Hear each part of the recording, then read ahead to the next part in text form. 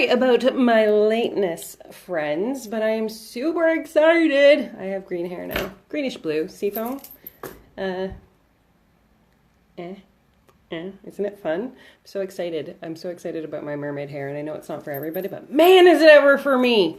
And I am happy. So one of the things that I wanted to actually touch on today is the very basis of what I've just been working on for the last 6 months of my life. And it's the lead-in to all of these chakra videos that I have been doing up until this moment, up until this time. It is all the basis of research that I have done for the very magical book that I am editing until midnight today for my last edit, which is called The Magical Business Method. So I actually just wanted to come on and explain to you guys what drove that book, why that book exists, and how this book can actually help you, not only in your business, in your life, in your relationships. Like, it's ridiculous what can happen.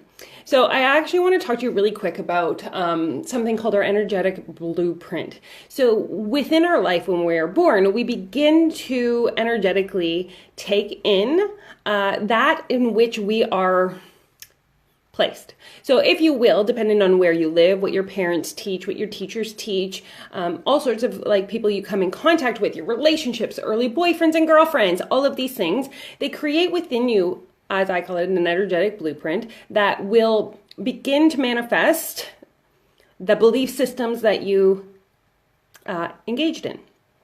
And so what happens is, for me, and I'll just give you, because I just wrote this in my book today, the two things that energetically I started to pick up on very young in my life, especially where money was concerned. Because money, I love talking about money because it used to be like the most taboo thing in my house. So like now I just want to talk about it all the time, right? But like one of the things that you'll remember is like one of my blueprints was that, my mom always did her checkbook, which was super fantastic. I mean, like I loved learning that she taught me that bills came first. But what also came up through that thought process was that we never had enough. Like we didn't really have enough. We always made sure the bills were paid, but if there was nothing left over, then that was not something that we were able to expend or spend or do anything with.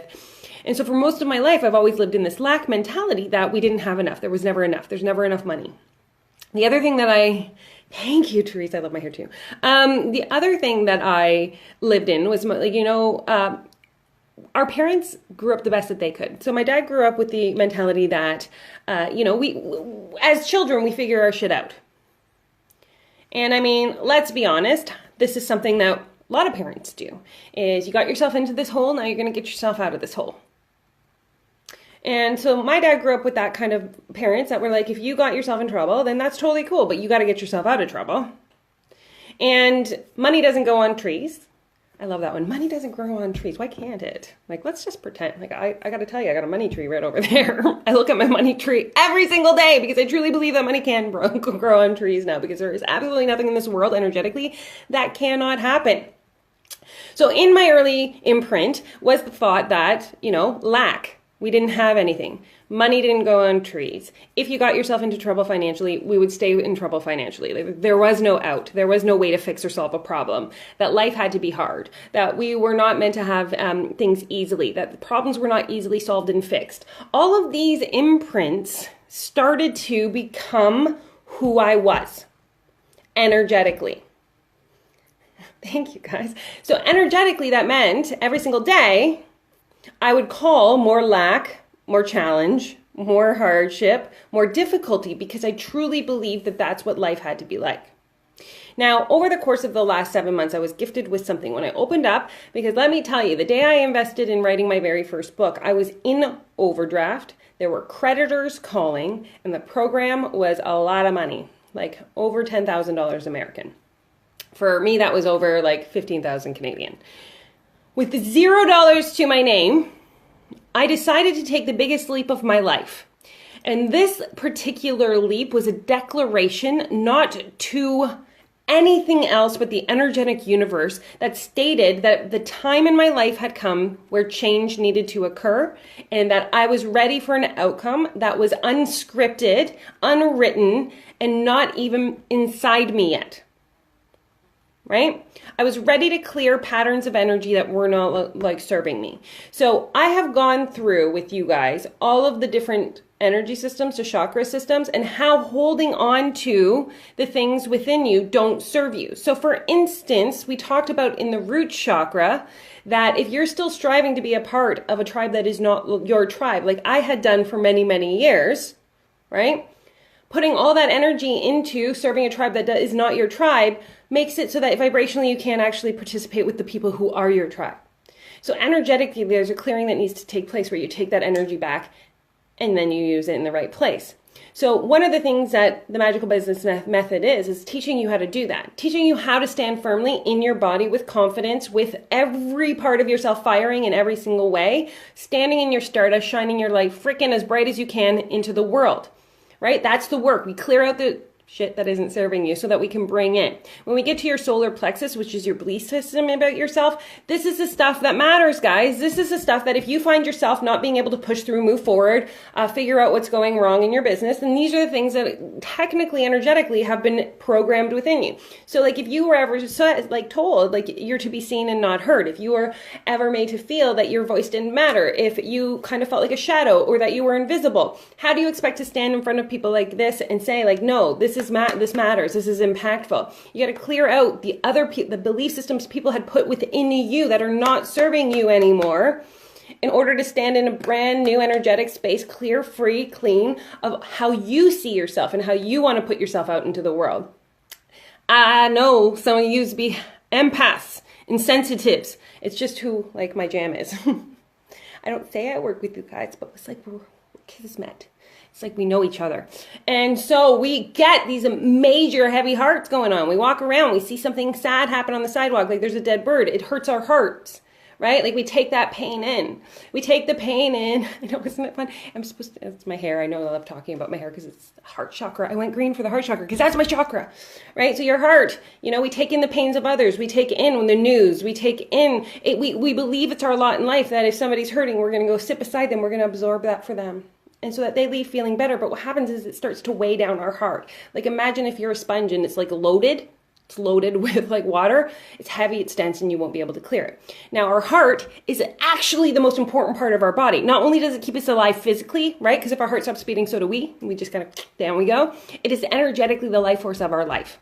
And so we need to have a nice, open, like incredible heart so that we can inhale all this greatness into our heart so that we can exhale it to the people that we're here to serve, to the people that matter, to our mission, to everything else, right? So we have to make sure that we clear out our heart chakras in order to be in the space.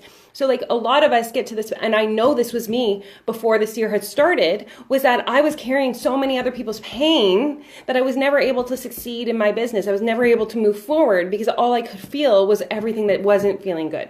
Like I was like, oh, I can't do this because my this person's sad or that person's sad. That doesn't serve us and it doesn't serve them. There's an energetic world all around us that we're supposed to give this stuff to. Then we get into your throat. Like if you're not able to speak or write your mission, your words, how do you find people? How do you talk to them? How do you have a business? Like I'm going to be straight up. I'm not going to sugarcoat anything. If you're not talking to people, you don't have a business. Boom. If you're not talking to people, you don't have a business. So clearing out your throat chakra, kind of fucking important. Just saying, right? We get into your third eye, connection, trust, right? If you couldn't say like, I know everything's going to be okay. I know that my financial needs are met. And you sit there saying, what if this happens or what if that happens? And, but if I do this, then maybe 18 different non-existing things can occur because I'm going to like foreshadow everybody's response to my one post. Let's take a moment with that thought, shall we? I'm not going to place this out into the universe to serve the person that I'm here to serve, just in case one person who is not my tribe, who doesn't matter, who has absolutely no idea what I'm doing or might say something. But the 30 people in pain that I could actually get my message to, I'm not going to worry about them because this one person is going to stop me from using my voice.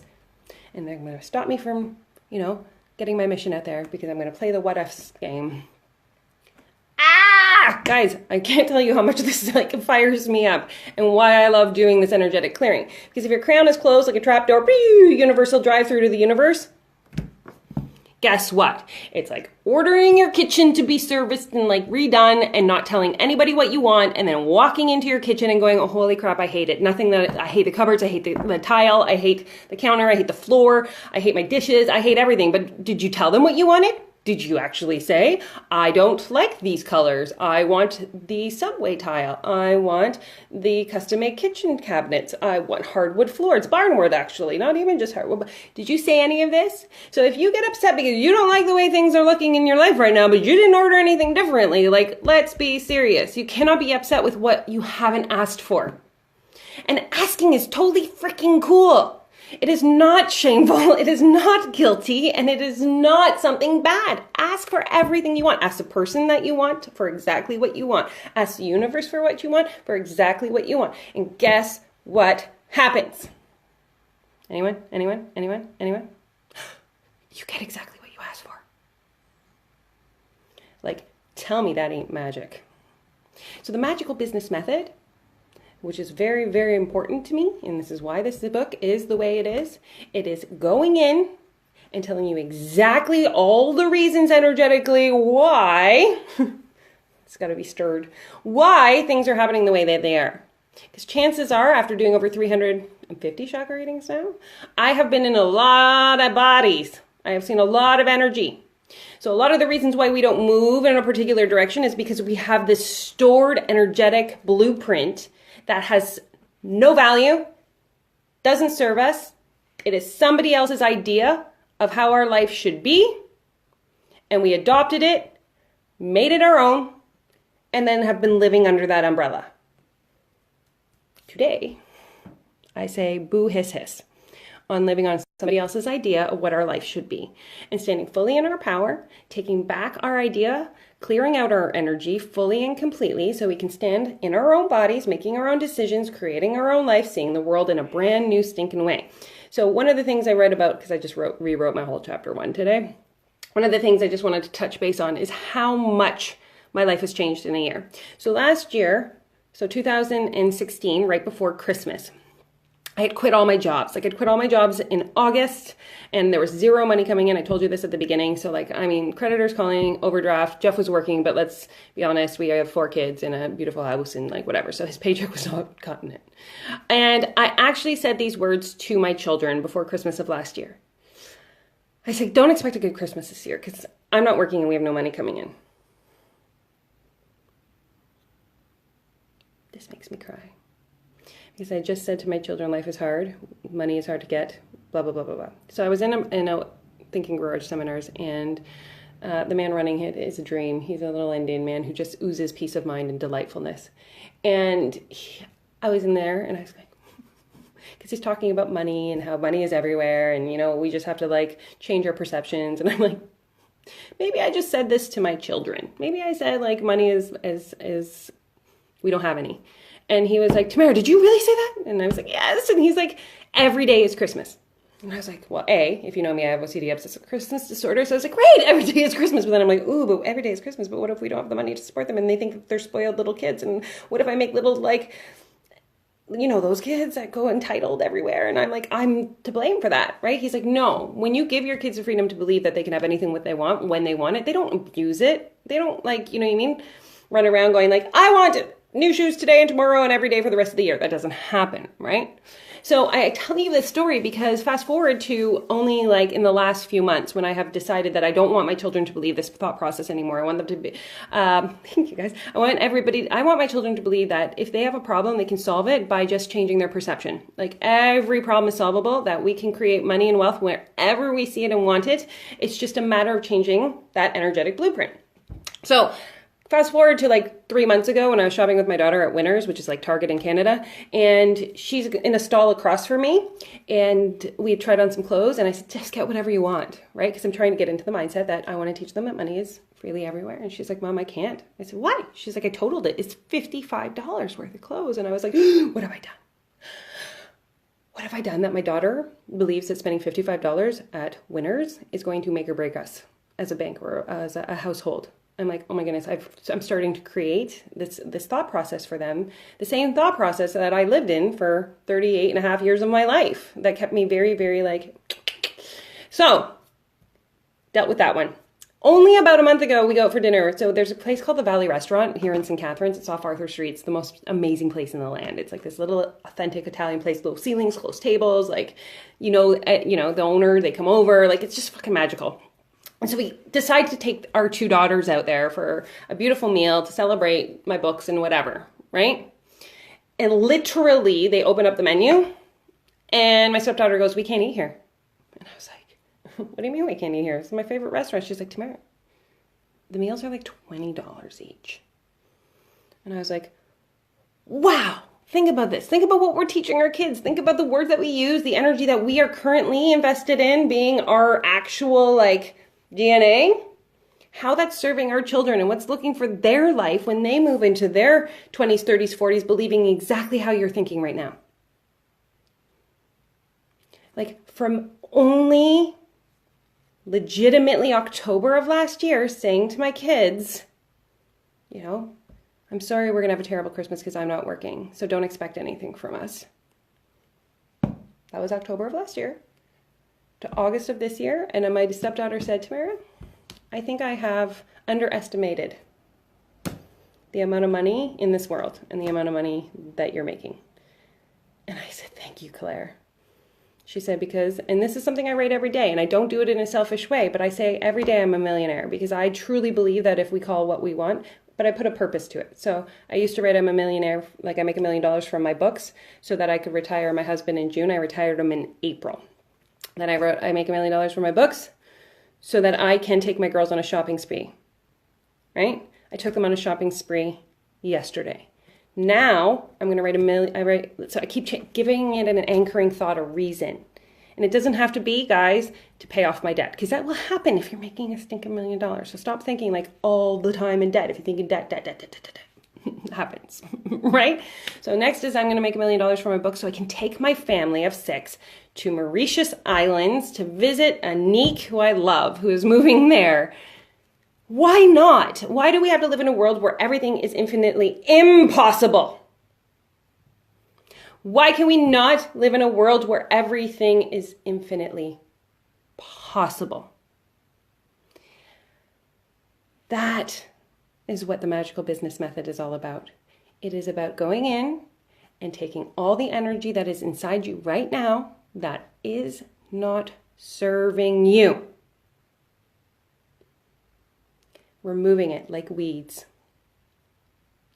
and filling it with the light-filled, love-filled, universal, energetic flow of exactly what is possible, right? That is the magic that I get to do every single day. That is why I have Stardust in my heart for you guys. Thank you, Carrie. If you guys want to know more about clearing your energy out, I would love to give you a chakra reading. That's where we find out where you are. That's where we can know. It's so straightforward. I get right in there. Boom. I go deep though, so don't be surprised. And we read exactly what your current energy state is right now, in this moment, in each of these spots. And then if there's something that I can do to help you solve that problem, I'm going to ask. My life is to solve problems, right? That's what I do. I am a problem solver, and I'm teaching this to you, and I'm teaching this to my kids. If you've got a problem, let's solve it. Check out the mic as a DJ revolves it. Sorry, it's not a full tea with Tamara without a song. So absolutely 100%, message me. Let's talk about your energy. Let's find out where it's at. Let's fix this problem. If I could go around and energetically fix everybody, I would. I love it. It's so much fun, right? Because if I can do it, anyone can do it. So I just want to give you guys some serious love for this magical business method Wednesday, and I look forward to connecting in every single way. Thank you for all your hair comments, by the way. I'm super jazzed. I like being a mermaid, but it's not everyone who wants to have heart chakra hair, and I do. So big hugs. Have a most magical day, and I will be back next Wednesday. If you have any topics that you would like, let me know as well, because I would like to jazz that up a little bit. Bye.